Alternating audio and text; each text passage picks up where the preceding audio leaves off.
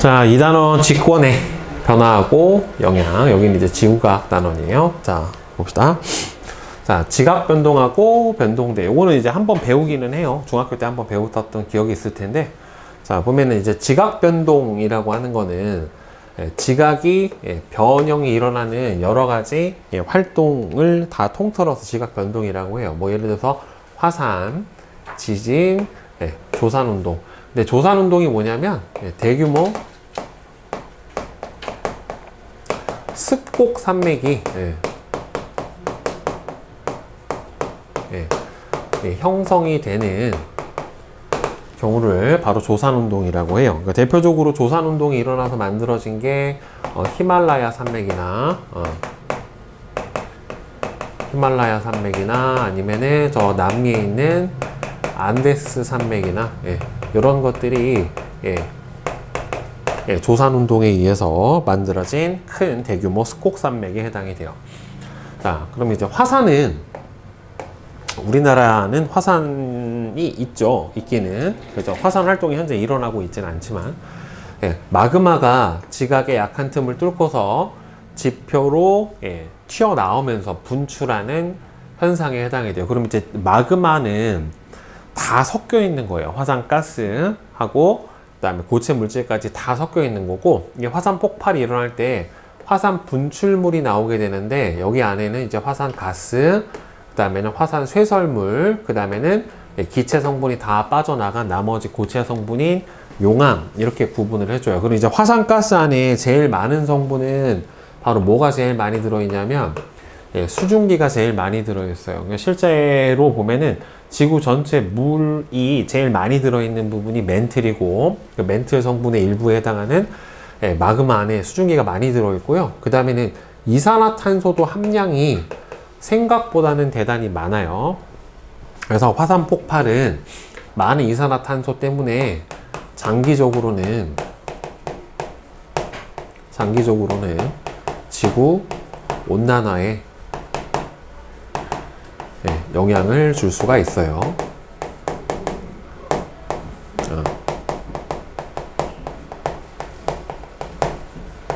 자, 다음에는 이산화황 같은 기체도 있어서, 이 이산화황 같은 경우에는 나중에 산성비를 일으킬 수도 있고요. 자, 그 다음에는 화산 쇠설물은 한 번에 빵 하고 폭발할 때 나오는 여러 가지 크기에 따라서 구분해 준 건데, 화산진이 제일 작아요.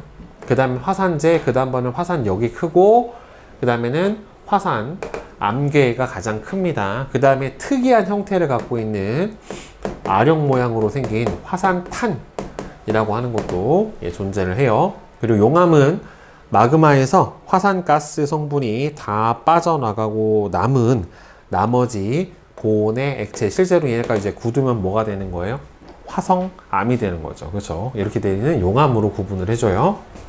그 다음에 지진은 지하에서 축적된 에너지가 파동의 형태로 방출되면서 땅이 갈라지거나 흔들리게 되는 현상인데, 지진이 발생하는 원인은 여러 가지가 있어요. 뭐 단층이 일어나도 지진이 발생을 하고, 그 다음에는 우리가 이제 배울 것처럼 지각 변동, 화산이 일어나도 지진이 발생을 할 수가 있고, 지하 동굴이 무너져도 지진이 발생을 할 수도 있어요. 자, 그런데 여기서 보면은 화산 활동은 반드시 지진을 동반을 해요. 화산 활동은 반드시 지진을 동반을 하는데, 거꾸로 지진은 항상 화산 활동하고 같이 일어나진 않아요. 화산 활동을 동반을 하지는 않는다.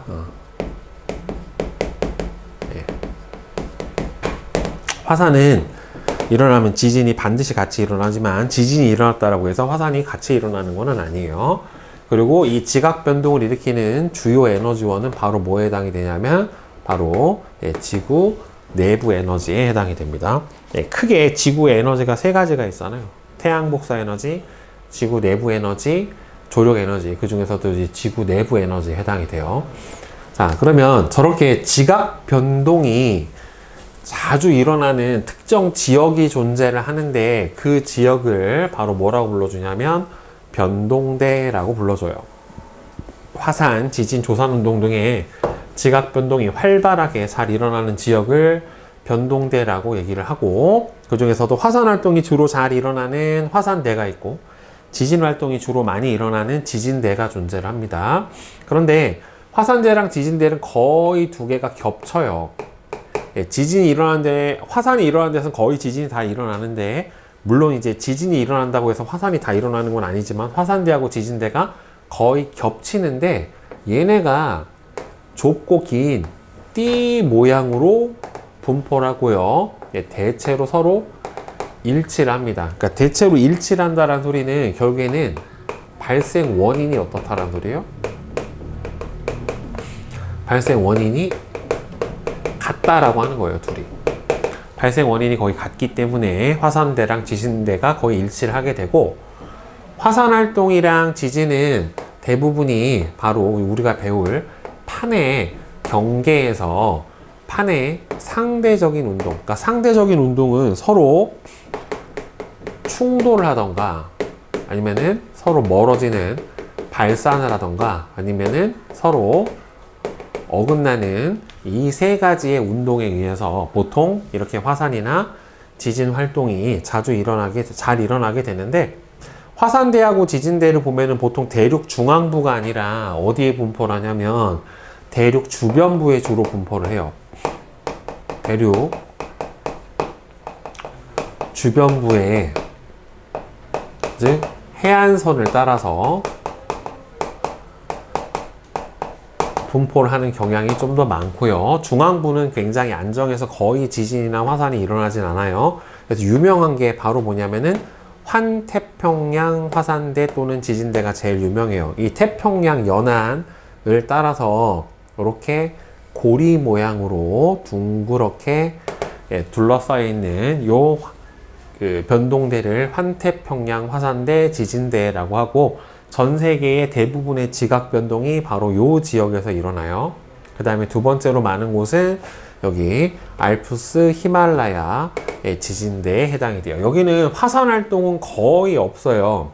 이 알프스 히말라야 지진대는 나중에 배우겠지만 이제 유라시아 대륙하고 유라시아 판하고 인도 판이 서로 충돌하는 지역에서 만들어지는 그 스콕 산맥에 해당이 되고 주로 지진이 발생을 합니다. 그 다음에는 여기 대서양 중앙에 위치한 중앙해령, 여기가 해령 화산대 또는 지진대라고 얘기를 하는데, 제일 유명한 게 바로 대서양 중앙해령이에요. 처음부터 끝까지가 다 화산이에요, 여기까지.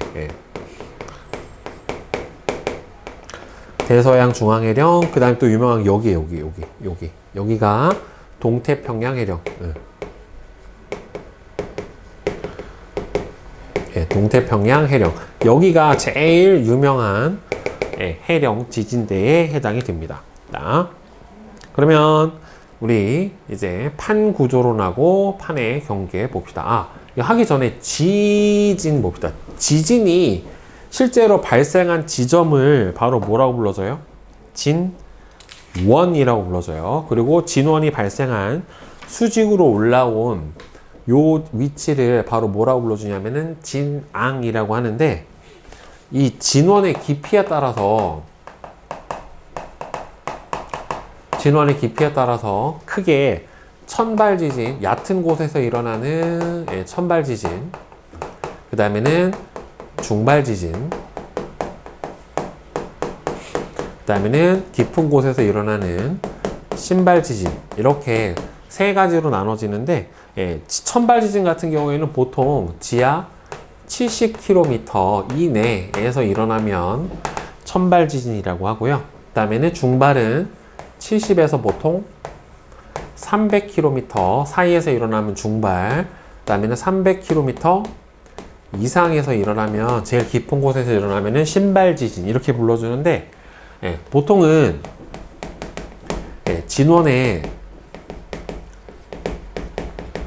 깊이가 얕을수록 예, 지진의 피해가 큽니다. 예, 진원의 깊이가 얕으면 얕을수록 보통은 이 지진의 피해가 커요. 자, 그러면 이제 앞으로 와서 판구조론 봅시다. 자, 판구조론은 지구의 지각 변동을 설명을 하는 이론에 해당이 돼요. 그러니까 판구조론은 여러 가지 학설들이 계속 같이 발전해 오면서 최종적으로 지구의 지각 변동을 일으키는 이론으로 나오게 된 건데, 맨 처음에 시작을 했던 거는 누구냐면은 이제 베게너예요. 베게너가 뭐부터 시작을 해요? 대륙 이동설부터 시작을 해요. 네, 대륙 이동설부터 시작을 하고, 그 다음에는 멘틀 대류설, 그 다음에는 해양 확장설, 이걸 지나서 맨 마지막으로 나온 게 바로 판구조론이에요. 이걸 순서대로 계속해서 발전을 해오면서 맨 마지막으로 판구조론이 현대의 보통 지각 변동을 설명을 하는 이론에 해당이 됩니다. 그래서 지구 표면은 여러 개인데 보통은 10여 개예요. 10여 개의 판으로 이루어져 있고, 이 판들은 움직이는 방향과 속도가 각각 제각각이에요. 그래서 판들의 상대적인 운동에 의해서 이 판의 경계에서, 판들의 판의 상대적 운동에 의해서 이 판의 경계 부위에서 우리 방금 했던 이 화산 활동이나 지진 같은 지각 변동이 일어난다라고 하는 이론이 바로 판구조론에 해당이 되고, 지구 지각의 성층 구조, 층상 구조가 보면은 지각이 있고 그 밑에 멘틀, 외핵, 내핵 이렇게 돼 있는데, 보면은 대륙 지각하고 해양 지각으로 나눠져 있고, 그 대륙 지각을 포함을 하는 대륙판이라고 하는 게 있고, 해양 지각을 포함을 하는 해양판이라고 하는 게 존재를 해요. 그러면 지각과 멘틀의 상부의 일부까지를 포함을 하는 대략 평균 두께가 100km 정도가 되는 단단한 암석층을 바로 뭐라고 불러주냐면은 판이라고 불러줘요. 그러니까 지각하고, 그러니까 멘틀의 상부의 일부를 포함을 하는 약 100km의 단단한 부분에 해당이 되는데, 실제로는 대륙 지각이 두껍기 때문에 대륙판도 더 두껍고요. 해양 지각이 얇아서 해양판은 조금 더 얇아요. 대륙판에 비해서. 자, 그리고 이 암석권은 한 덩어리로 되어 있는 건 아니고 여러 조각으로 나눠져 있고, 암석권의 조각 자체를 하나를 판이다 라고 얘기합니다. 플레이트라고 해요. 널빤지. 자, 그럼 이제 연약권은 뭐냐면, 멘틀은 실제로 우리가 알기로는 무슨 상태예요? 고체 상태예요. 네. 그러니까 액체 상태로 되어 있는 건 외핵이 유일한데, 그러니까 멘틀이 전체적으로 보면은 다 고체인데, 일부, 즉 100에서 400km 구간 정도 대에 멘틀이 다 녹은 건 아니고요. 특정 구간에서 부분적으로 용융이 되어서 유동성을 가지고 있어서 멘틀의 대류가 일어나게 돼요. 그러니까 다 모든 구간에서 다 일어나는 건 아니고, 특정 구간에서 온도 압력 조건에 맞게 멘틀이 약간 용융된 상태가 돼요. 그러면은 저 상태에서 바로 뭐가 일어난다? 멘틀의 대류가 일어날 수가 있고, 유동성을 가지기 때문에 바로 이게 뭐가 된다? 판의 원동력이 되는 거예요. 그러니까 이 멘틀의 대류가 일어나고, 멘틀 대류하는 거 위에 누가 떠 있고 판이 떠 있고, 그 판이 어떻게 되는 거다? 멘틀 대류에 의해서 이동을 하면서 바로 지각 변동이 일어나게 되는 거죠. 그러면 이제 판은 무슨 지각을 포함을 하느냐에 따라서 해양판하고 대륙판으로 나눠지는데, 일단 주 성분을 보면은 해양판은 주로 뭘로 돼 있냐면은 현무암질 암석으로 돼 있어요. 그리고 상부 멘틀의 일부고, 대륙 지각은 주로 화강암질 암석으로 되어 있고, 얘도 일부 멘틀을 포함을 하는데, 이게 현무암질은 어둡고요. 어두운 광물이 많고, 화강암질은 상대적으로 밝은 광물이 많아요. 그런데 현무암질은 유색 광물의 함량이 더 많은데, 따라서 유색 광물의 밀도가 더 커요. 무거운 원소가 많아요. 철이나 마그네슘 같은. 그래서 유색 광물의 함량이 높아서 밀도가 큽니다. 무거워요, 상대적으로. 같은 부피로 있었을 때. 그래서 두께는 누가 더 두껍지만 대륙판이 해양판보다는 더 두껍지만 밀도 자체는 유색 광물의 함량이 많아서 어두운 색을 띠고 있는 현무암질로 되어 있는 해양판의 밀도가 누구보다 대륙판보다는 어떻게 나타난다? 더 크게 나타나게 돼요. 그래서 두 판이 서로 충돌하거나 했었을 때 저 밀도 차에 의해서 판이 서로 섭입하는 방향이나 이런 것들이 달라져요. 자, 그러면 판은요, 지구 표면은 10여 개 정도의 크고 작은 판으로 이루어져 있고, 이 지각 변동은 주로 다 어디서 일어나냐면은 판의 경계 부위에서 주로 일어나요. 그래서 화산재랑 지진대가 바로 이 판의 경계하고 대체로 일치를 해요. 그래서 대륙판이 대표적으로 보면은 여기 북아메리카판, 남아메리카판, 그 다음에는 남극판, 그 다음에는 오스트레일리아판, 아프리카판, 그 다음에는 아라비아판, 유라시아판 같은 경우에는 다 뭐에 해당이 돼요? 대륙판에 해당이 되고, 대표적인 해양판 같은 경우가 여기 나스카판, 그 다음에는 태평양판, 필리핀판, 그 다음에는 코코스판, 뭐 이런 판들 같은 경우에는 바로 뭐에 해당이 돼요? 해양판에 해당이 돼요. 해양 지각을 주로 포함을 하고 있으니까. 판은 이동을 하긴 하는데 이동 속도가 대단히 느려요. 그러니까 느린 애 같은 경우에는 한 1cm 움직이고 1년에 빠른 애가 10cm 정도 움직여요. 그러니까 대단히 느린 속도로 움직이고, 판의 이동 방향은 각기 다 달라요. 같은 판이라도 이동 방향이 조금씩 다 다를 수 있고요. 판의 경계가 두 판이 어떻게 운동을 하느냐에 따라서 멀어지기도 하고, 발산, 가까워지기도 하고, 수렴, 그 다음에는 이렇게 어긋나기도 합니다. 알겠죠? 예, 그래서 이렇게 크게 세 가지 경계요. 서로 멀어지는 경계, 그 다음에는 가까워지는 경계, 어긋나는 경계 해서 이렇게 크게 세 가지 경계로 나눠 볼 수가 있어요. 그래서 이런 판들이 어떻게 움직이냐에 따라서 바로 이제 지각 변동이 발생을 하게 되는 건데, 판에 이동하는 원동력은 바로 암석권 아래에 유동성을 가지고 있는 이 멘틀의 연약권에서의 대류에 의해서 판에 이동이 일어나게 돼요. 자, 그러면 멘틀의 대류는 보통은 이제 일반적으로 멘틀의 대류는 열대류하고 똑같아요. 그러니까 열대류라고 하는 건 뜨거워진 물체는 부피가 늘어나서 상대적으로 밀도가 작아지고, 상대적으로 온도가 낮은 애들 같은 경우에는 밀도가 크니까 어떻게 돼요?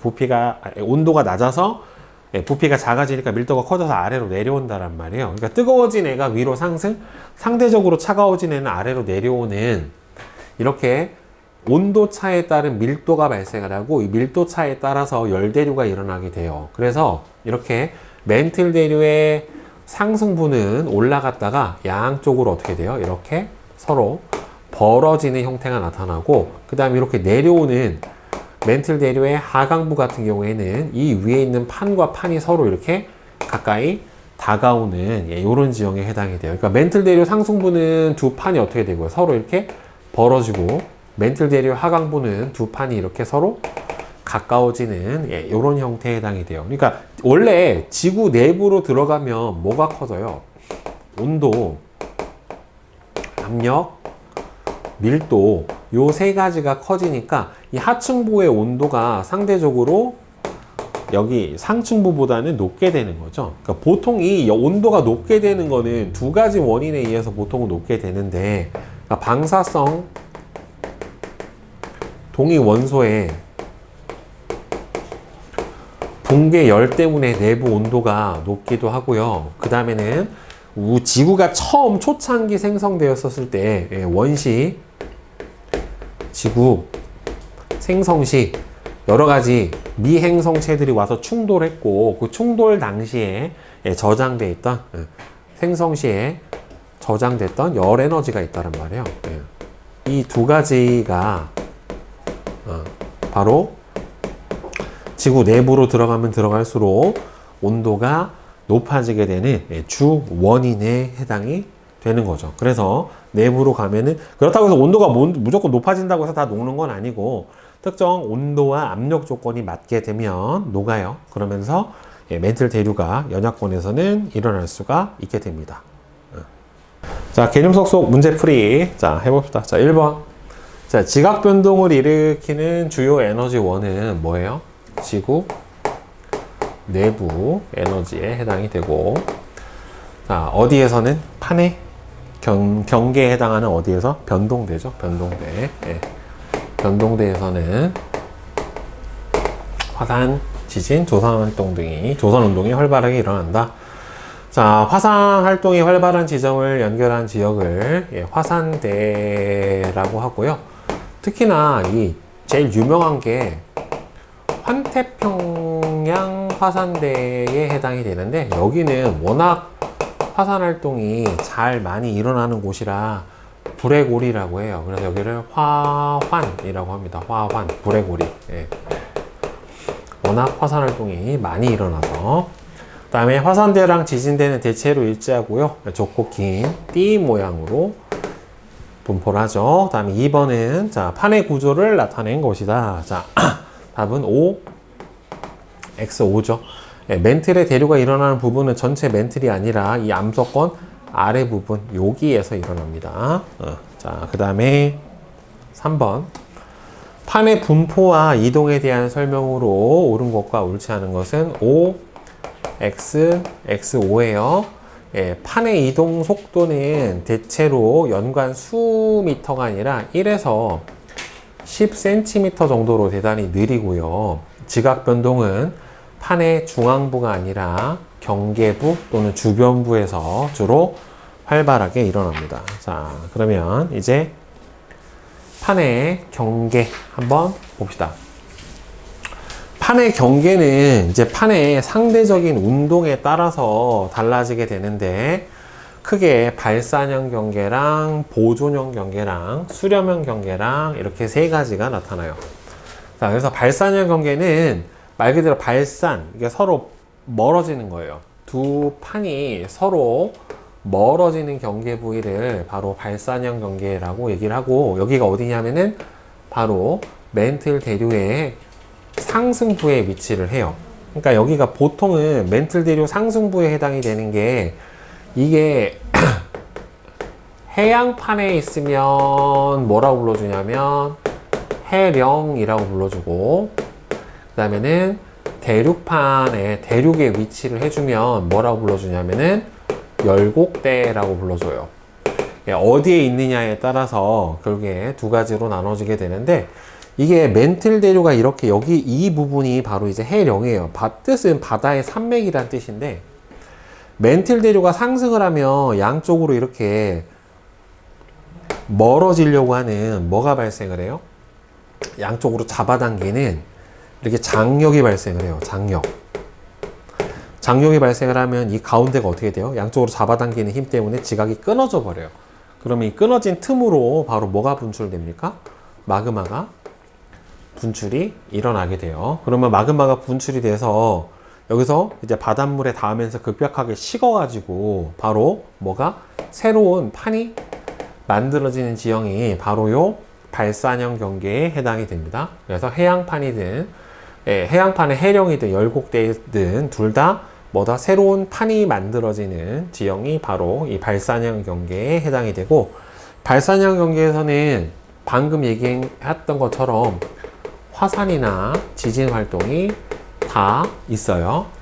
자, 그다음에 수렴형 경계는 두 판이 서로 가까워지는 경계, 만나는 경계에 해당이 돼요. 그래서 멘틀 대류의 하강부에 해당이 됩니다. 그러니까 이렇게 여기서 멘틀 대류가 이렇게 내려오는 하강부에 해당이 돼요. 그래서 여기서는 판에 소멸이 일어나는 경우도 있고 소멸이 일어나지 않는 경우도 있어요. 판에 소멸이 일어나는 경우는 무슨 판이 소멸을 하면 서로 판에 소멸이 일어나냐면 해양판이랑 대륙판이 서로 충돌을 하던가, 아니면 해양판이랑 해양판이 충돌을 하는 경우에는 두 판 중에 하나가 소멸이 일어나요. 보통 대륙판, 해양판에서는 해양판의 소멸이 일어나고 해양판 중에서도 하나의 해양판의 소멸이 일어나는데 대륙판이 충돌하는 경우가 있거든요. 네, 대륙판의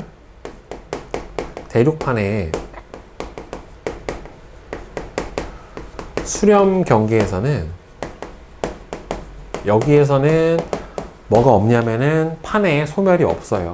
네. 네, 모든 수렴형 경계에서 다 판에 소멸이 일어나는 건 아닙니다. 그리고 여기서는 보통 이 판에 소멸이 일어나는 해양판, 대륙판, 해양판 충돌하는 곳에서는 화산, 지진 활동이 둘 다 일어나게 되고, 주로 이 대륙판하고 대륙판이 충돌하는 수렴형 경계에서는 주로 지진만 일어나게 돼요. 주로 지진만 일어나게 됩니다. 자, 그 다음에 이제 보존형 경계는 두 판이 이렇게 멀어지거나 가까워지는 경계가 아니라 두 판의 이동 방향이 이렇게 반대가 돼서 두 판이 서로 어긋나는 경계예요. 그래서 판이 생성되지도 않고 소멸되지도 않는 이런 경계를 그래서 보존형 경계라고 얘기를 하고, 여기서는 주로 뭐만 발생하냐면은 지진만 발생을 합니다. 네. 자, 이렇게 돼서 이제 경계가 크게 세 종류가 있게 돼요. 그래서 이제 이 수렴형 경계하고 각 경계에서 발생하는 지형에 대해서 한번 알아보도록 합시다. 자, 그래서 이제 판의 경계 부근에서 발달하는 지형하고, 그 다음에는 지각 변동을 보게 되면은, 일단은 해양판하고 해양판이 서로 멀어지는 발산형 경계를 바로 뭐라 불러주냐면은 해령이라고 해요. 해령이라고 하고, 해령은 바다에 있는 산맥, 즉 해양판하고 해양판이 서로 멀어지면서 바다 산맥인 해령이 만들어져요. 대표적으로 대서양 중앙 해령, 그 다음에는 동태평양 해령이 여기에 해당이 되고요. 해령을 옆에서 보면 어떻게 나타났냐면 이런 식으로 나타나요. 이렇게, 그러니까 멘틀 대류의 상승부에 의해서 화산 활동이 일어나서 높은 산맥이 만들어지는데, 양쪽으로 잡아당기는 뭐가 작용을 하니까 장력이라고 하는 힘이 작용을 하다 보니까 가운데 판을 앞에서 잡아당겨서 가운데가 이렇게 쏙 들어가는 형태의 들어가는 골짜기가 만들어지는데, 얘를 V자 열곡이라고 해요. 열곡이 생성이 되고요.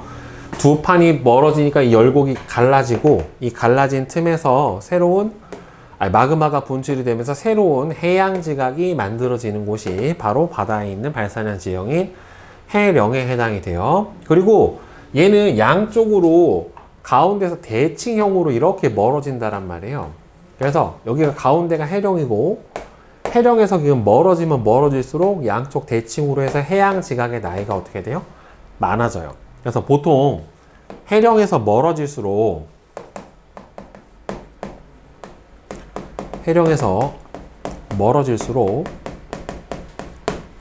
나타나게 되는 현상이, 일단은 해양 지각의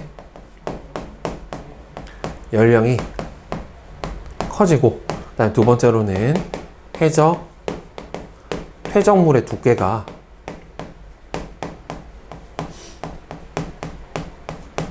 두꺼워요. 오랜 시간 동안에 아무래도 퇴적물이 쌓이다 보니까 해양 지각의 연령이 많아지고 퇴적물의 두께가 해령에서 멀어지면 이렇게 대칭 형태로 나타나게 됩니다. 자, 그리고 이제 화산 활동이 활발하고요. 주로 천발 지진이 발생을 해요. 주로. 그러니까 70km 이내에 천발 지진이 주로 발생을 합니다. 자, 그 다음에 이제 이 발산형 경계가 어디에 있으면, 대륙에 있으면 대륙판하고 대륙판이 서로 멀어지는 열곡대라고 하는 지형이 발생을 해요. 두 대륙판이 벌어지면 열곡이 아주 길게 지상에 발달한 열곡대가 만들어지는데, 대표적인 이 대륙에 발달한 열곡대가 동아프리카 열곡대가 되고요. 최종적으로는 열곡대가 계속 벌어지다 보면은 이 부분으로 누가 들어와요? 바닷물이 들어와요. 그래서 최종적으로는 열곡대가 계속 확장이 되면 해수가 들어오면서 뭘 만들어낸다? 해령을 만들게 돼요. 그러니까 결국에는 열곡대나 해령이나 어떻게 되는 거예요? 같은 거예요, 결국에는. 자, 그리고 열곡대는 어차피 해령이기 때문에 똑같이 화산 활동이 활발하고, 그 다음에는 얘도 천발 지진이 주로 발생을 하고, 둘 다 뭐에 해당이 됩니까? 멘틀 대류의 상승부에 해당이 되는 지형입니다. 자, 그 다음에 이제 수려면 경계는 크게 세 가지예요. 해양판하고 대륙판이 충돌하는 경계, 해양판하고 해양판이 충돌하는 경계, 그 다음에는 대륙판하고 대륙판이 충돌하는 경계 해서 이렇게 세 가지가 있는데, 여기서 일단 해양판, 대륙판, 해양판, 해양판이 충돌하는 요 경계는 서로 밀도 차가 있어요. 판과 판 사이에. 그래서 밀도가 상대적으로는 해양판의 밀도가 누구보다 커요? 대륙판보다 크니까 밀도가 큰 해양판이 대륙판 아래로 이렇게 쭉 섭입해서 들어가는 형태가 나타나서 섭입형 경계라고도 합니다. 이 둘을 묶어서 하나가 판 아래로 들어가면은 섭입형 경계라고 해요. 섭입형 경계라고 하고, 이 대륙판하고 해양판이 충돌하게 되면은 이렇게 되는 거야. 그러니까 해양판이 대륙판을 밀어, 이렇게 아래로 들어가면서 대륙판을 밀어요. 미니까 여기 있는 지형이 어떻게 돼요? 쑥 이게 올라와 버려요. 그러니까 미는 힘 때문에. 그러니까 장력에서 발산형 경계에서 양쪽으로 잡아당기는 장력이 작용을 했는데, 이 수렴형 경계에서는 양쪽으로 이렇게 밀어주는 힘이 작용을 해요. 이걸 뭐라고 불러주냐면 횡압력이 작용을 한다라고 해요. 그러니까 수렴형 경계에는 다 무슨 힘이 작용을 해요? 양쪽으로 밀어주는 횡압력이 작용을 하게 돼요. 그래서 해양판하고 대륙판의 경계에서는 뭐가 만들어지냐면 횡압력에 의해서 일단은 이 해양판이 대륙판 아래로 들어가게 되면은 어떻게 되냐면 대륙지각이 이렇게 있고, 대륙지각 아래로 이렇게 해양판이 이렇게 들어간다란 말이에요. 그럼 여기가 바닷물인데, 그럼 쏙 들어가는 요 경계 부위가 바로 해구라고 하는 지형이 만들어지고요. 여기서는 해양에서 수심이 가장 깊은 지형이에요. 얼마냐면은 수심이 6,000m 이상이에요. 네. 수심이 6,000m 이상의 깊은 수심의 지형이 만들어진 해구가 만들어지게 되고, 그 다음에 이 해구 옆으로는 밀어주는 횡압력에 의해서 이 부분이 이렇게 쑥 올라와 버리는 대규모 습곡산맥을 만들어 줍니다. 그래서 동태평양 판이랑 남아메리카 판이 충돌해서 페루, 칠레 해구가 만들어지고, 그 옆에 안데스 산맥이 만들어져요. 그리고 여기서 보면은 해구를 경계로 했었을 때 이 부분을 뭐라고 하냐면, 해양판이 대륙판하고 이렇게 들어갈 때 마찰을 하면서 들어가요. 계속해서 밀면서 이 부분이 마찰이 일어나게 되는데, 이 부분을 마찰대라고 해요. 마찰대. 정확한 명칭은 베니오프대라고 하는 이 마찰대가 생기고, 이 마찰대에서 마그마가 발생을 해서 위로 쭉 솟아 올라와 버려요. 그러니까 여기서 뭐가 발생이 돼요? 이렇게 화산 활동이 발생을 하게 돼요. 그러니까 해구를 경계로 해서 해양판이 아니라 어느 쪽이에요? 대륙판 쪽에서 바로 뭐가 일어납니까? 화산 활동이 일어나게 됩니다. 알겠죠? 그러니까 해양판 쪽이 아니라 누구 쪽으로? 대륙판 쪽에서 바로 화산 활동이 주로 나타나게 되고, 이 마찰대의 깊이가 대륙 쪽으로 들어가면 들어갈수록 점점 어떻게 되니까? 깊어지게 되니까, 해구를 기준으로 했었을 때 대륙 쪽으로 들어가면 들어갈수록 진원의 깊이가 어떻게 돼요? 점점 깊어져요. 여기서 발생하지만 대륙 쪽으로 들어가면 마찰대 깊이 자체가 점점 깊어지니까, 따라서 해구에서 대륙 쪽으로 가면 갈수록 지진의 발생 깊이가 점점 깊어져요. 그러니까 해구 가까이서는 천발 지진이 대륙 쪽으로 들어가면 들어갈수록 신발 지진이 주로 발생하는 이런 현상이 벌어져요. 그러니까 천발, 중발, 신발이 다 발생을 해요. 그 다음에 이제 수렴형 경계 중에서 이제 해양판하고 해양판이 충돌을 하면 같이 밀도가 크더라도 상대적으로 밀도가 더 큰 판이 있어요. 큰 해양판이 밀도가 작은 해양판 아래로 섭입을 하면서 바로 뭘 만들어내냐면은 해구를 만들어내요. 대표적으로 필리핀판이랑 태평양판이 충돌해서 만들어지는 마리아나 해구라고 하는 게 있어요. 여기가 가장 수심이 전 세계에서 가장 깊은 곳에 해당이 돼요. 마리아나 해구가. 그러면 해양판이기 때문에 어차피 얘네 둘은 다 어디 있어요? 바닷속에 있다란 말이에요. 그러니까 이 섭입 당한 판 쪽에서는 화산 활동이 일어나게 돼서 쭉 화산섬이 생기게 되는데, 이 화산섬이 해구랑 나란하게 쭉 이렇게 발달을 하는 형태를 볼 수가 있는데, 이렇게 해구랑 나란하게 섭입당한 판 쪽에서 생성된 화산섬이 쭉 늘어져 있는 거를 뭐라고 불러주냐면은 호상열도라고 합니다. 대표적으로 이런 호상열도에 해당이 되는 지역이 일본이에요. 일본, 그다음에는 뭐 알루산 열도, 이런 데가 바로 해양판하고 해양판이 충돌해서 만들어진 화산섬들이 쭉 해구랑 나란하게 연결되어 있는 부분, 섬을 바로 호상열도라고 합니다. 그래서 섭입당한 판 쪽에서 마찬가지로 화산 활동이 발생을 하게 되고요. 여기서 뭐가 있으니까 마찰대가 존재를 하게 되니까 섭입당한 판 쪽으로 지진의 발생 깊이가 점점 깊어져서 천발 지진부터 중발, 신발 지진이 다 발생을 하는 걸 볼 수가 있어요. 이게 해양판하고 해양판의 수렴형 경계에 해당이 되고, 그 다음에 이 둘을 묶어서 선생님이 하나 판이 섭입이 되니까 섭입형 경계라고 했잖아요. 그러면 대륙판하고 대륙판이 서로 충돌하는 경우에는 얘는 뭐라고 불러주냐면 섭입을 하는 판이 없기 때문에 충돌형 경계라고 해요. 그러니까 수렴형 경계는 섭입형 경계랑 충돌형 경계랑 두 가지로 나눠지게 되는데, 그 중에서도 얘는 무슨 경계? 충돌형 경계에 해당이 돼요. 그래서 대륙판하고 대륙판이 서로 충돌을 하면서 가운데 있던 퇴적층, 바다가 있었는데, 바다가 양쪽의 판에 미는 힘에 의해서 가운데가 쑥 솟아 올라 버려요. 그래서 대규모 거대한 습곡 산맥을 형성을 해서 만들어진 게 히말라야 또는 알프스 산맥이 바로 여기에 해당이 되고요. 여기서는 두 판의 밀도가 서로 비슷하기 때문에 섭입하는 섭입대가 만들어지지는 않아요. 그래서 화산 활동 자체는 거의 일어나지를 않습니다. 그러니까 주로 지진만 일어나요. 그리고 천발과 중발 지진이 주로 발생을 합니다. 네. 그 다음에 맨 마지막으로 이제 보존형 경계는, 지금 판에 보통 발산형 경계는 새로운 판이 만들어지고, 그 다음에 수렴형 경계는 오래된 해양판이 소멸이 되고, 보존형 경계 같은 경우에는 판의 생성이나 소멸이 없어요. 그래서 판이 보존돼서 보존형 경계다 라고 불러주게 되고, 발산하는 두 판이 서로 이동 속도 차이로 인해서, 자, 주로 이 보존형 경계가 어디서 발달하냐면은 해령하고 해령 사이에 수직으로 발달을 해요.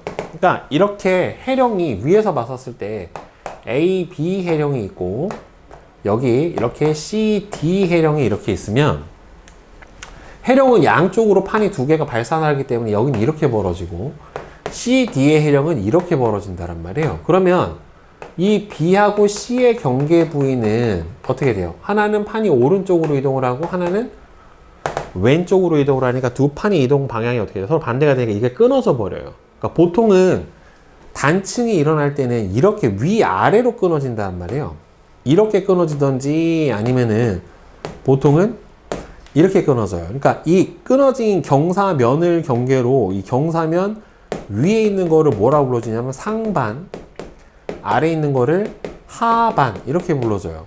그럼 얘가 상반, 이 경사면 아래가 하반 이렇게 되는 건데, 보통 이렇게 발달하는 단층을 수직이동 단층이라고 하거든요. 그래서 상반이 올라간 단층을 뭐라고 하냐면은 역단층이라고 불러주고, 상반이 내려간 단층을 정단층이라고 불러줘요. 정단층은 주로 양쪽으로 잡아당기는 장력이라고 하는 힘에 의해서 만들어지고, 역단층 같은 경우에는 양쪽으로 밀어주는 횡압력이라고 하는 힘에 의해서 발생을 해요. 그러니까 보통 역단층은 어디서 발달하겠어? 수렴형 경계에서 발달을 하고, 예. 그다음에 이 장력이 발생을 하는 정단층 같은 경우에는 주로 발산형 경계에서 발달을 해요. 자, 그런데 이 보존형 경계에 해당하는 요 단층은 위아래로 이렇게 끊어지는 게 아니라 이렇게 수평으로 끊어져 버려요. 그래서 얘를 수평 이동 단층에 해당이 됩니다. 얘는. 그리고 요 단층을 뭐라고 불러준다? 변환 단층이라고 불러주게 되고, 이 변환 단층은 해령과 수직으로 발달을 하고 수평으로 이동한 수평 이동 단층에 해당이 돼요. 수평 이동 단층에 해당이 됩니다. 대표적으로 미 북부 서부 해안에 있는 산 안드레아스 단층이라고 하는 게 대표적인 요 변환 단층에 해당이 됩니다. 주로 해령하고 해령 사이에 발달하지만 해구랑 해구 사이 또는 두 대륙판이 어긋나는 경계에서도 발달을 하기도 해요. 그리고 이 변환 단층은 천발 지진이 발생을 하게 되고 화산 활동은 거의 일어나지 않아요. 지각이 끊어지는 거지 벌어지는 게 아닌 거기 때문에 벌어져야지 어떻게 돼요? 그 틈으로 마그마가 분출이 되는데 벌어지진 않아요. 그러니까 판에 생성도 소멸도 없어서 뭐라고 불러준다? 보존형 경계고 대표적으로 변환 단층이다 라고 불러줍니다. 네. 자, 그러면 직권의 변화가 지구 시스템에 미치는 영향을 보게 되면은 일단은 화산 활동이 이한 피해와 대책의 이동. 이 화산 활동으로 인해서 그 지구의 여러 가지 생물의 대멸종도 일어났고 지구 기후에 큰 변화도 일어나게 되는데 일단은 용암이 흐르기 때문에 용암에 의해서 지형이 변하고 새로운 지각이 만들어지기도 하고요. 뜨겁고 산불도 발생을 하고 화산 쇄설물이 용암에 섞여서 산사면을 따라 흐르면서 산사태도 발생을 해요. 특히나 화산재가 화산가스와 함께 한꺼번에 흘러내리는 화쇄류 같은 경우에는 인명피해도 아주 크게 발생을 시킵니다.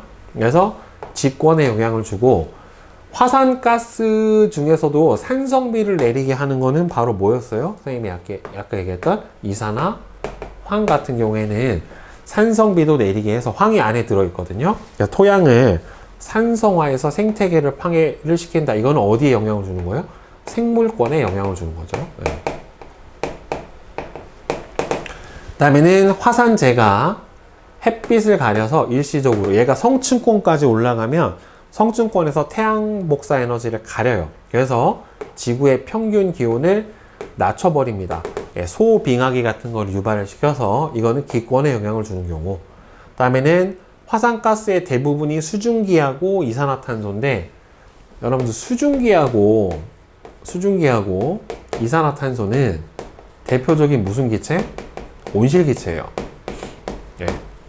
대표적인 온실기체에 해당이 되기 때문에 화산 폭발로 인해서 다량의 화산가스가 나오게 되면은 기권의 조성도 바꾸고 온실 효과에 영향을 주기도 하고요. 그 다음에 화산가스하고 화산재는 바로 광합성에도 직접적인 영향을 주기 때문에 이거는 생물권에 영향을 주는 예다라고 볼 수가 있어요. 그러니까 화산은 특히나 기후에 많은 영향을 줘요. 그래서 용암에 의해서 도로, 농경지 등의 파괴가 되기도 하고 화산재가 항공기 운항을 방해해서 물류 수송에 차질이 생기기도 하고 경제적 피해가 많이 발생을 해요. 그래서 화산 주변에 제방을 쌓아놓는 이유는 제방 같은 걸 쌓아놔야 흘러내리는 용암이 여기서 한번 멈춰서 이렇게 턱을 넘어오면서 속도가 느려진다란 말이에요. 그래서 댐과 수로를 설치해서 용암의 이동 경로를 조절을 해서 사람이 사는 민가 쪽으로 잘 내려오지 않게 해줘야 되고 용암에 물을 뿌려서 빨리 식히고 이로 인해서 속도도 느리게 해주고 이동량도 감소를 시켜주는 훈련을 해야 되고 대신에 화산은 밑에 마그마에 의해서 지열이 높기 때문에 온천을 일본 같은 경우가 그렇죠? 화산 지역이라서 온천을 관광 자원으로 이용을 하기도 하고 그다음에는 화산 분출물 안에 포함된 다양한 무기물들이 토양을 비옥하게 만들어요. 우리나라 같은 경우에도 대표적으로 철원이 한탄강 일대가 용암대지에 해당이 되거든요. 그래서 이 용암대지는 되게 비옥한 무기물이 많은 땅에 해당이 돼요. 북한에 있는 개마고원 같은 데도 이런 종류에 해당이 되는데, 그래서 비옥한 토양을 제공을 해서 좋은 농지가 되기도 하고요. 해저 화산 폭발을 통해서 해수에 염류 성분을 공급을 해주기도 하고, 그다음에는 해저 화산 활동에 의해서 마찬가지로 이 화산에 녹아있던 여러 가지 광물질이 해수에 공급이 되고 해양 생태계에도 공급이 되고, 지열이 높은 지역에서는 지열 발전소를 세워서 에너지를 얻어서 난방에 사용을 해줄 수도 있어요. 아이슬란드 같은 경우에는 저 지열을 이용한 발전을 많이 쓰기도 합니다. 그럼 지진은 산사태도 일으키고, 산사태로 인해서 주변의 생태 환경도 아예 바꿔버리고요. 그 다음에 지진에 의해서 산사태가 발생을 하고 하면은 숲이 파괴되기도 하고요. 그 다음에는 물도 각종 토사나 이런 것들에 의해서 오염이 되기도 하고, 해저 지진에 의해서 쓰나미가 발생을 하기도 해요. 그러니까 쓰나미가 발생을 하게 되는 원리는, 자, 이렇게 보통 이제 해양판하고 대륙판이 있는 해구 지역에서 이제 보통 발생을 하는데, 어느 순간 얘가 이제 지진이 발생을 하면서 꽝 하고 들어가요. 그럼 어떻게 되냐면 얘가 쑥 밀려 들어가면서 이렇게 해양 지각, 이제 대륙 지각이 한번 밀려요. 그러다가 다시 어떻게 되냐면 돌아오거든요. 그럼 밀리는 과정에서 바닷물이 여기가 갑자기 수심이 깊어져 버리니까 이만큼 어떻게 돼? 일로 들어와요. 들어왔다가 얘가 다시 이제 탄성력에 의해서 확 펴지면 이 바닷물이 다시 육지 쪽으로 확 하고 쏠려오는 현상이 발생을 하게 되는데, 이게 쓰나미예요. 그러니까 처음에 이 해양 지진이 발생을 하면 해구 쪽으로 물이 갑자기 썰물이 아닌데 물이 한번 싹 빠졌다가 갑자기 어느 순간에 얘가 팍 밀어버리면서 확 다가오는 이런 현상이 벌어지는데, 갑자기 바다가 썰물이 아닌데 바닷물이 빠졌다? 그러면은 무조건 산으로 떼야 돼요. 안 그러면 쓰나미에 의해서 다 쓸려가 버립니다. 그 동일본 대지진 때 쓰나미 나는 거 보면은 물이 들어오는 속도가 진짜 빨라요.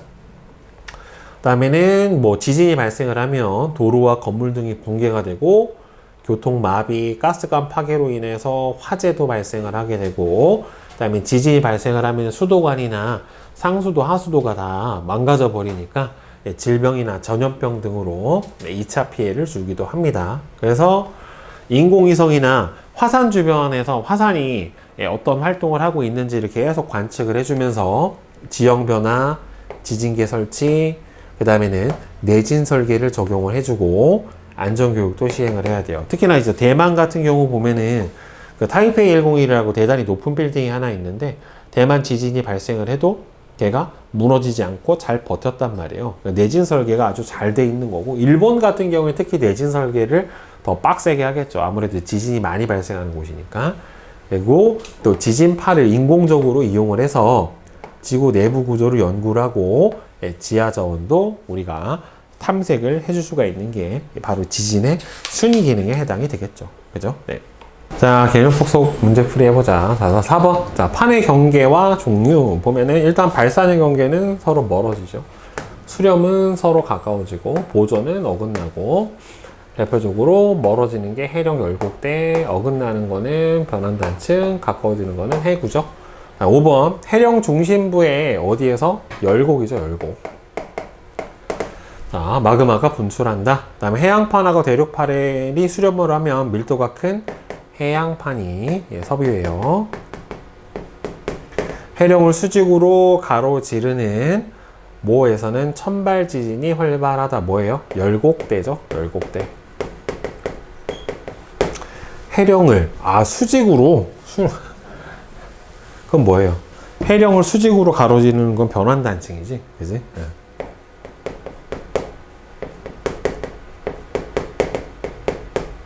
자, 6번은 화산활동의 영향이다. 화산활동으로 분출된 화산재는 일시적으로 평균 기온을 낮추고요. 이는 직권이 어디에다가? 기권에 영향을 미치는 경우에 해당이 됩니다. 자, 그 다음에 뒤에 판 구조론 요 뒤에서, 자, 멘틀 대륙의 상승부에 해당하는 지역은 바로 어디랑 어디예요? 해령이랑 열곡대에 해당이 되니까 여기서 A하고 D에 해당이 되겠죠. 그죠? 그 다음에 여기서 해양판하고 해양판의 경계에서 나타날 수 있는 지형은 해양판하고 해양판이 만들어지는 지형에서는 만들어지는 게 어디예요? 해령, 열곡, 그 다음에는 해양판하고 해양판이 서로 충돌하는 해구, 오상열도, 요 네 가지가 만들어질 수가 있겠죠. 그러면 이제 내신 탄탄 문제 한번 봅시다. 자, 1번. 자, 화산 활동에 대한 설명으로 옳은 것은 화산 분출물은 기체 상태와 고체 상태가 다 있어요. 그 다음 플러스 액체도 있죠. 용암. 그 다음에 지구상의 특정 지역에서 발생하는 경향이 있다. 맞죠? 그렇죠. 모든 지역에서 다 화산 활동이 일어나는 건 아니고 특정하게 잘 일어나는 지역이 존재를 하죠. 그 다음에 2번 변동대는 지구 전역에 고르게 분포하진 않고요. 지진이나 화산 활동이 활발한 지역에 해당이 되고, 변동대에서는 지구 내부에서 저장된 에너지가 급격히 방출이 되면서 큰 대규모 지각 변동이 발생을 하게 돼요. 자, 그 다음에 3번. 그림은 전 세계 지진하고 화산의 분포를 나타냈는데, 자, 지진하고 화산 활동이 활발한 지역은, 그렇죠? 띠 모양으로 분포를 해주고요. 지진이 발생하는 곳에서는 항상 화산이 일어난다는 아니에요. 근데 화산이 발생하는 곳에서는 항상 지진이 발생을 합니다. 그 다음에 대서양의 가장자리는 태평양의 가장자리보다 지진하고 화산 활동이 더 활발하게 일어난다. 안 그래요. 이게 왜 그러냐면 지금 여기 있는 아메리카 대륙하고 유럽 대륙의 사이, 아프리카 대륙 사이에 있는 요 바다가 대서양인데, 대서양은 특이하게 가운데 이제 중앙 해령이 있는데 양쪽 끝에 수렴형 경계가 없어요. 그러니까 이게 대서양은 해구가 없어요. 해구가 발달을 안 했고, 태평양은 해구가 잘 발달했어요. 그러니까 대륙 연안이 보통은 해구에 해당이 되니까, 태평양의 가장자리에 있는 해구가 잘 발달을 하니까 훨씬 더 화산 지진 활동이 태평양 연안이 많게 되는 거예요. 자, 그래서 답은 뭐가 되겠습니까? 기억만 맞게 되겠죠. 그죠? 따라서 기억 1번만 맞게 되고. 자, 그 다음에 4번. 판 구조론에 대한 설명으로 옳은 것은 판은 당연히 지각 포함하고요. 암석권에서 일어나는 대류로 판이 이동을 한다. 그렇죠. 맞죠? 예? 뭐야? 암석권에서 일어나는 대류는 아니죠. 어디서 일어나요? 연약권이죠. 난독인가, 진짜. 연약권에서 일어나죠. 판 구조로는 직권의 변화를 판의 운동으로 설명해주는 이론에 해당이 돼요. 그러니까 3번이 맞아요. 자, 그 다음에 5번. 그림은 판의 구조를 나타냈어요. 자, 두께가 얇은 기역이 뭡니까? 해양판에 해당이 되고, 그 다음에 니은이 대륙, 이거 지각이구나. 판이 아니라 밑에까지 다 포함이 되어 있으니까. 해양 지각.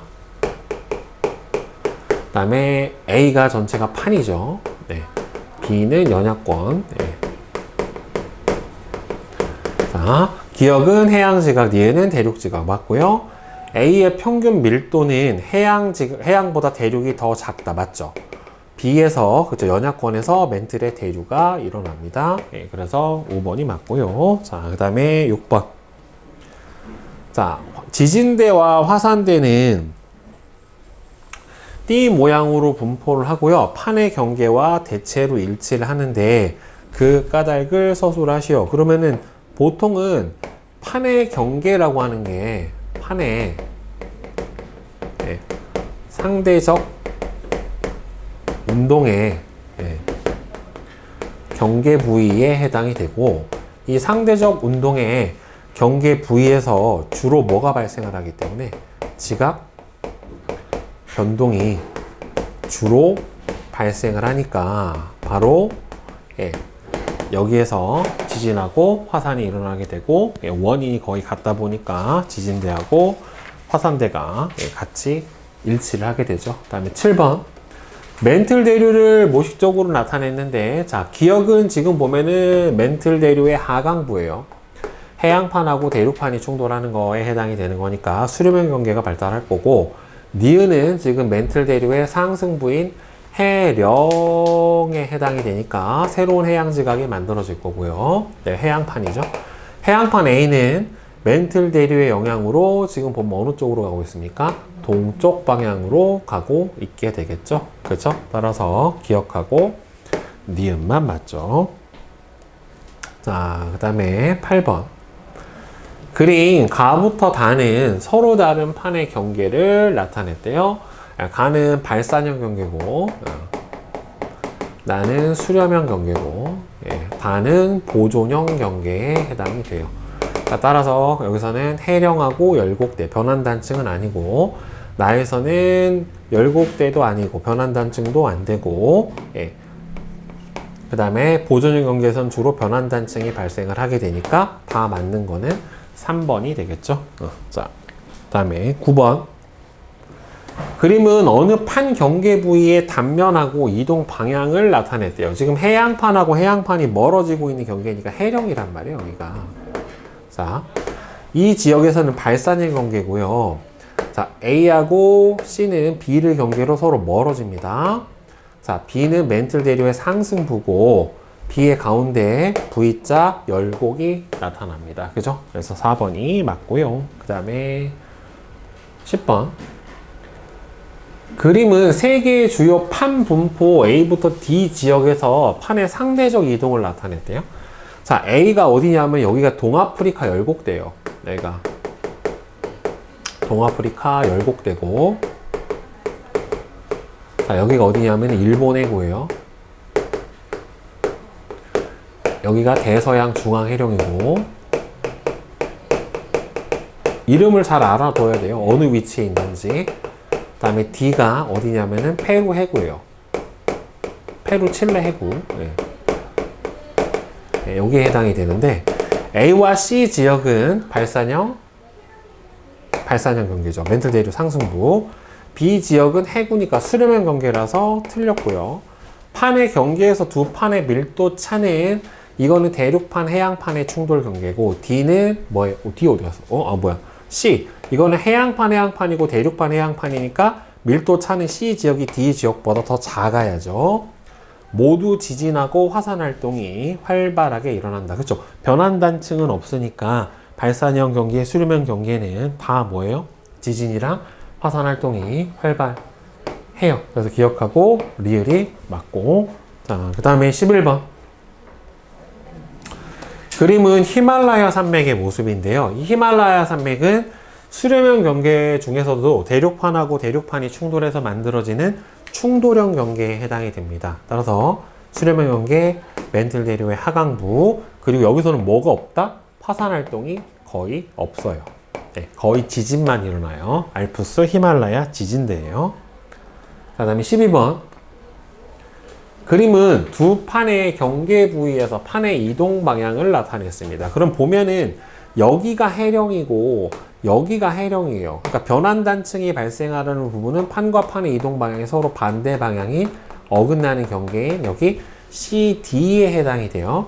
자, 그러면 해양지각의 나이는 A에서 여기가 해령이니까 양쪽으로 멀어지는 거라 A에서 C로 갈수록 많아진다는 틀렸고요.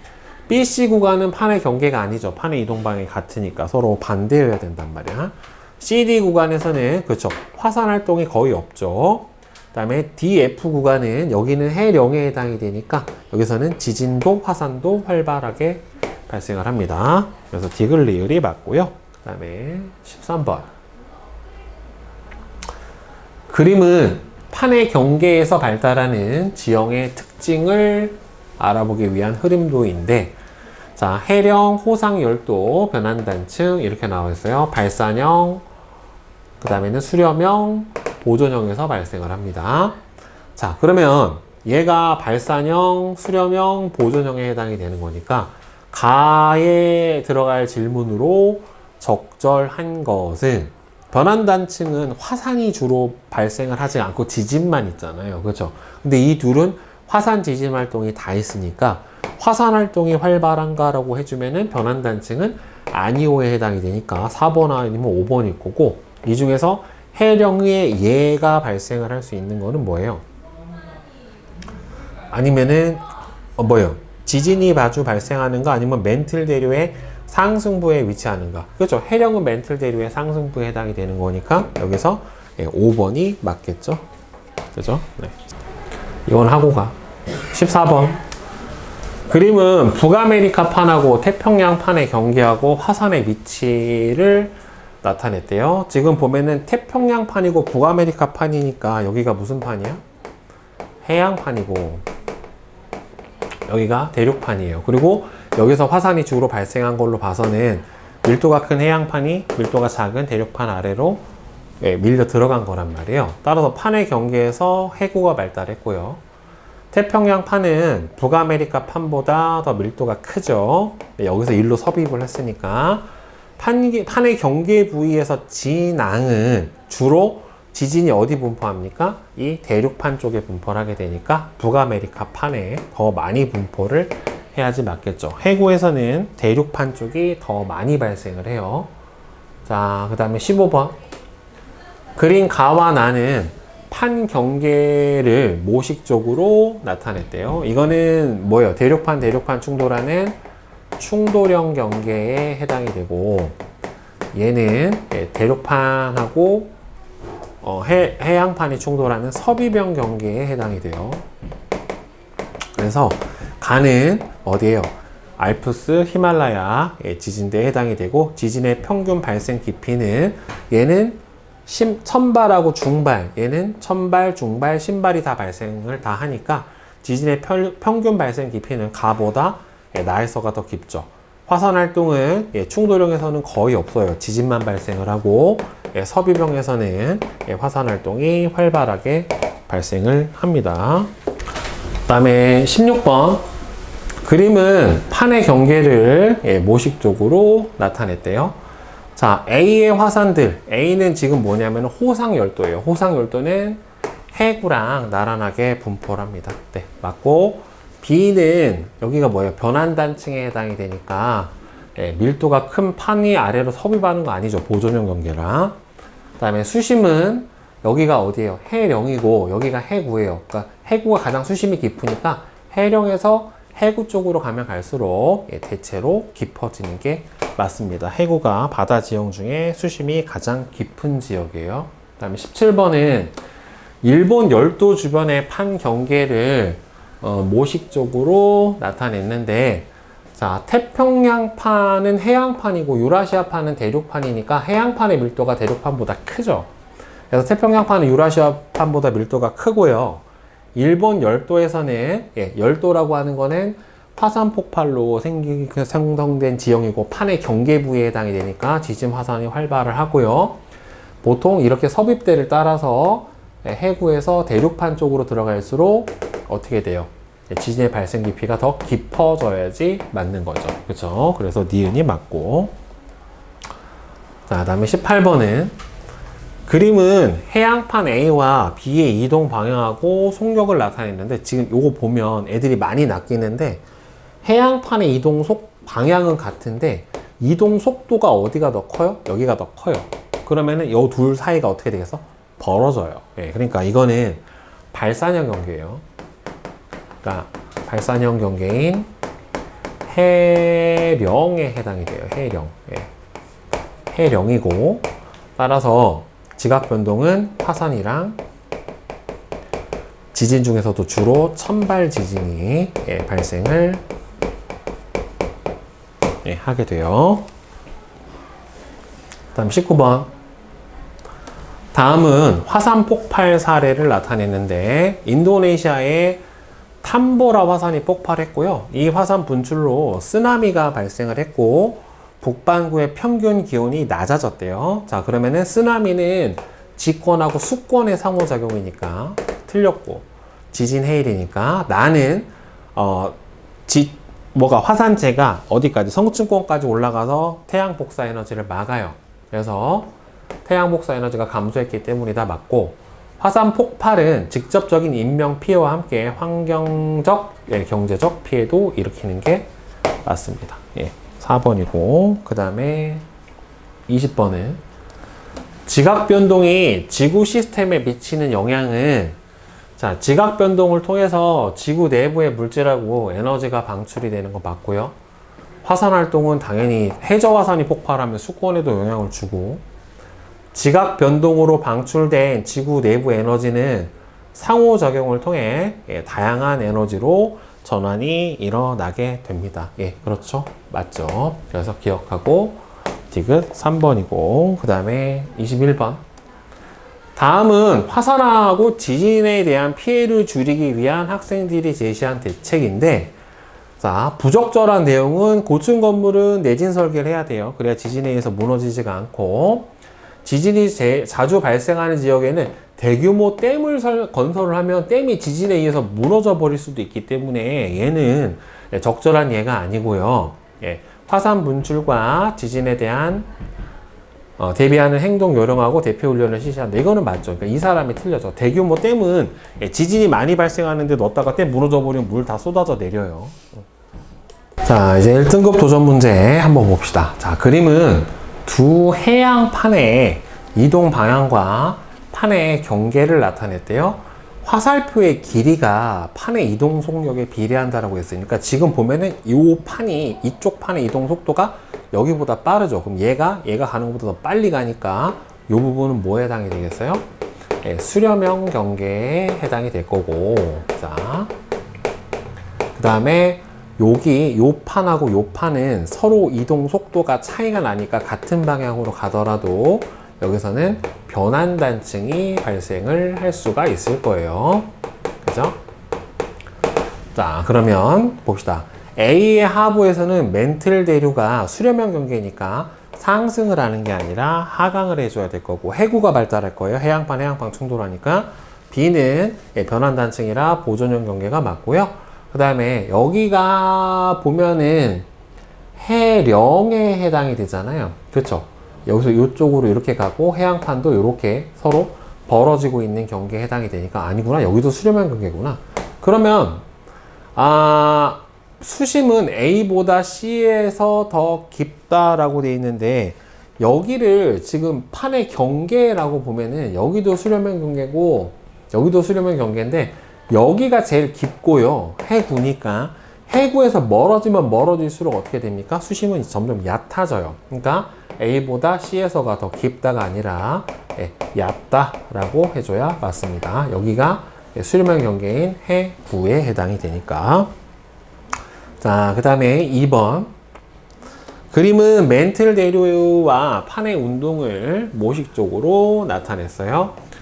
자, 그러면 B는 여기가 해령이란 말이에요. 발산형 경계인 해령에 해당이 되고, A는 수렴형 경계인 해구에 해당이 되고, C는 뭐가 경계는 아니에요. 지금 보면은 지진의 평균 발생 깊이는 A가 B에서보다 더 깊죠. 왜? 여기는 천발, 중발, 신발이 다 일어나고 해령에서는 주로 천발 지진이 발생을 하니까 B에서는 새로운 해양 지각이 만들어지는 거 맞고요. C는 경계 부위가 아니에요. 같은 방향으로 가기 때문에. 자, 따라서 기억하고 니은만 맞아요. 그 다음에 3번은 그림은 전 세계의 판의 경계하고 이동 방향을 나타냈습니다. 자, A는 히말라야 지진대 수렴형 경계, B는 일본 해구 수렴형 경계, C는 변환단층 산안드레아스 단층, 그 다음에 D는 대서양 중앙해령 발산형 경계에 해당이 돼요. 자, 그러면 A 지역에서는 판의 경계를 따라 좁고 긴 계곡, 이게 열곡인데 A는 수렴형 경계라 이거는 발산형 경계에 나타나는 특징이니까 틀렸고, B하고 C, 여기는 변환단층이라서 섭입대가 발달을 안 하죠. 화산 활동이 활발한 지형은 화산이 거의 없는 지역이 A하고 C에 해당이 되니까 B하고 D는 화산 활동이 활발한 수렴과 발산형 경계에 해당이 됩니다. 정확하게 섭입과 발산이죠. 그 다음에 4번은 그림은 해양 지각의 연령 분포를 나타냈대요. 그러니까 해양 지각은 해령을 기준으로 했었을 때 대칭적으로 점점 멀어져요. 지금 여기서 그래서 그림에서 보면은 여기를 기준으로 해서 양쪽으로 멀어질수록 어떻게 돼요? 지금 해양 지각이 대칭으로 멀어지고 있는 걸 알 수가 있고, 그 다음 여기서도 보면은 가운데 C하고 D를 기준으로 해서 양쪽으로 멀어지는 걸 볼 수가 있어요. 그러니까 여기하고 여기가 바로 뭐에 해당이 됩니까? 발사능 경계. 여기가 대서양 중앙해령이고 여기가 동태평양 해령에 해당이 되고, 여기는 대륙 중앙부라서 판의 경계는 아니죠. 따라서 A와 B는 모두 태평양판에 속한다. 지금 보면은 여기는 태평양판이 맞는데 여기는 오래됐잖아요. 그렇죠? 여기는 유라시아판에 속할 거예요. B가 속한 판은 C가 속한 판보다 이동 속도가 더 빠르다. 이거는 뭘로 보면 알 수가 있냐면, 같은 나이를 띠고 있는 곳까지의 거리를 보면 알 수 있어요. 같은 나이를 띠고 있는 곳까지의 거리가 누가 더 멀어요? B가 더 멀어요. 그래서 태평양판의 보통 이동 속도가 대서양판보다는 더 빠릅니다. 이게 왜 그러냐면, 얘는 해령만 존재하고 얘는 해령과 해구가 같이 존재하니까 이 해양판이 대륙판 아래로 섭입을 할 때 얘가 잡아당겨주는 힘까지 존재를 해요. 그래서 일반적으로는 보통 태평양판의 이동 속도가 대서양판보다는 빨라요.